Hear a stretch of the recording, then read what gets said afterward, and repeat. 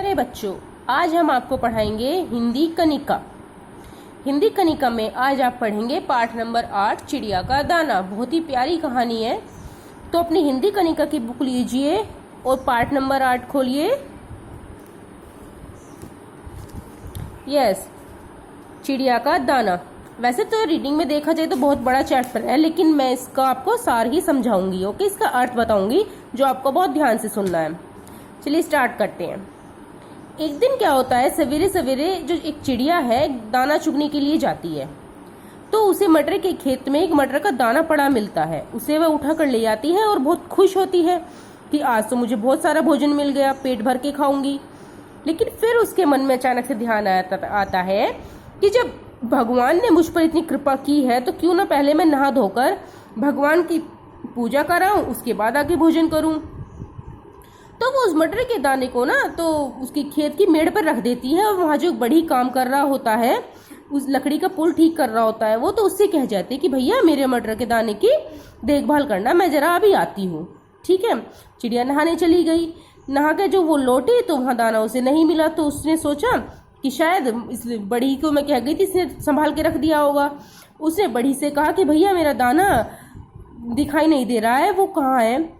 तो उस बड़ी ने उसे डांट दिया और कहा, मैं तुम्हारा नौकर हूँ कि जो मैं सरकार से वेतन मिलता है कि मैं तुम्हारे दाने की देखभाल करूंगा, गिर गया होगा कहीं, मुझे नहीं पता। इससे ना चिड़िया बहुत नाराज हुई। उसने सोचा कि बताओ जी कि भाई मैं तो इतना सारा भोजन मुझे मिला था, पता नहीं कहाँ चला गया। अब दूसरे पक्षी भी निकल गए होंगे अपने घोंसलों से, हो सकता है उन्होंने खा लिया हो, और अब दोबारा लेने जाऊंगी तो किसान भी अपने खेत पे आ गए होंगे। अब वो सोचती है कि अब तो उसे भूखा ही रहना पड़ेगा। वो सोचती रहती है कि उधर से एक सिपाही निकलता है, तो सिपाही से वह उड़कर उसके पास जाती है और कहती है कि सिपाही जी कि मेरा ना मटर का दाना कहीं गुम हो गया है, उसे ढूंढ दीजिए। मैंने उस बढ़ी के लिए कहा था कि बढ़ी मेरे दाने का ध्यान रखना, लेकिन या तो उसने वो चुरा लिया या वो कहीं गिर गया। तो सिपाही कड़क के बोलता है, ओ घमंडी चिड़िया, तेरी ये मजाल कि मुझे जाते हुए रोके। मेरा काम कानून और शांति बनाए रखना है, उसी का मुझे वेतन मिलता है। मैं एक अभियुक्त के घर भरपेट भोजन करने के लिए जा रहा हूँ, तेरा दाना देखने के लिए नहीं। तुम जियो या मरो। तो चिड़िया बेचारी डर गई।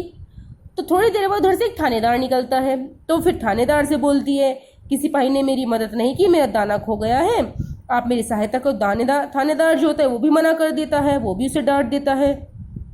थानेदार बोलता है कि मंत्री दौरे पर आ रहे हैं, मुझे सारा बंदोबस्त करना है, उसने मेरे काम को अगर पसंद नहीं किया तो मेरी तरक्की कैसे होगी।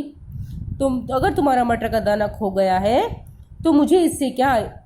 तो थानेदार कहकर भी ये बात यहाँ से चला जाता है। तो फिर चिड़िया सोचने लगती है कि बताओ जी कैसा देश है, कितने स्वार्थी लोग हैं, किसी और की समस्या की जरा सी भी चिंता नहीं करते और अपने अपने बारे में ही सोचते हैं। अब बेचारी चिड़िया सोचती है कि अब तो उसे भूखा ही रहना पड़ेगा। थोड़ी देर बाद उधर से घोड़े पर सवार होकर मंत्री दिखाई देता है। उसने वो सोचती है कि चलो कोई ना मदद करे तो कम से कम मंत्री तो मदद करेगा। वो मंत्री से भी यही बात बोलती है कि मंत्री जी मेरा दाना खो गया है, मेरे दाना को ढूंढवा दो। सिपाही से कोई मेरा दाना ढूंढ देगा। सिपाही को अपनी चिंता थी, थानेदार को अपनी चिंता थी, तो मंत्री को अपनी तरक्की की।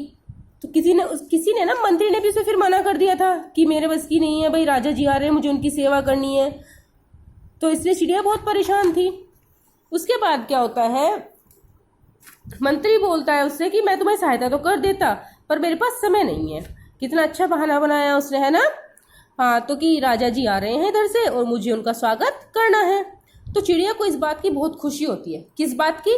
कि राजा जी आ रहे हैं, कि चलो किसी न किसी ने तो उनसे अच्छे से बात की, और उसने सोचा कि चलो राजा आ रहे हैं तो मैं राजा जी से कहूँगी कि मेरी मदद करें। मेरे दाना जो है, जो चिड़िया मेरा मटर का दाना खो गया था, उसे ढूंढवाने में राजा जी जरूर मेरी मदद करेंगे।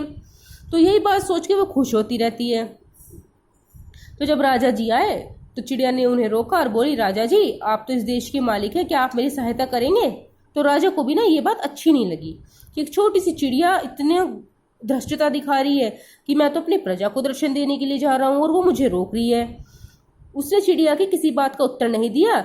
जो राजा का अंगरक्षक था वो चिल्लाया और हाथी चल दिया। अब चिड़िया को ना विश्वास हो गया था कि इस देश का कुछ नहीं हो सकता। वे सोचने लगी कि राजा से बड़ा कौन है, ऐसे क्रूर राजा के रहते मैं दाना नहाने छोड़ने क्यों गई। तो वह सोच में डूबी निराश बैठी थी। उसने देखा कि चींटी चली जा रही है। चींटी से उसने प्रार्थना की, बहन जाकर हाथी से कहो कि राजा से मेरी मानने को कहे। तो चींटी बोली, बहन मैं अभी जाती हूँ। तो चींटी ने क्या काम किया, चींटी इस हाथी के पास गई।